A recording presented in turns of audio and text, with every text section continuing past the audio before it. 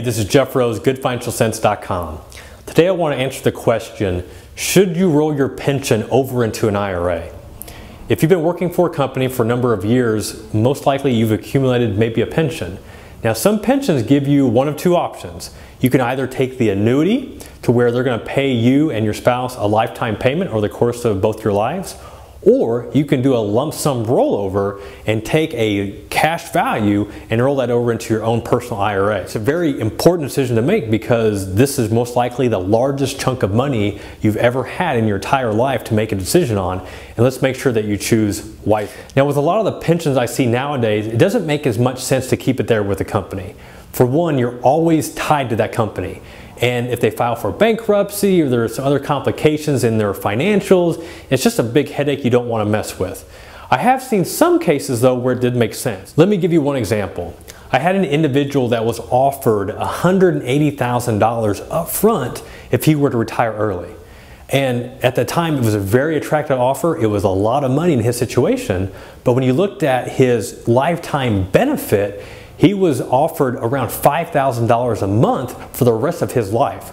And he was in his mid-50s, so $5,000 a month for the rest of his life. That's a lot of money and far outweighs the $180,000 that he was offered.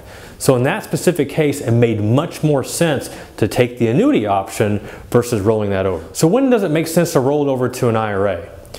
Well, typically what I've seen is that once you can take control of that money, so now you're taking your lump sum and you have full discretion on what to do with those assets, you can now invest how you want to.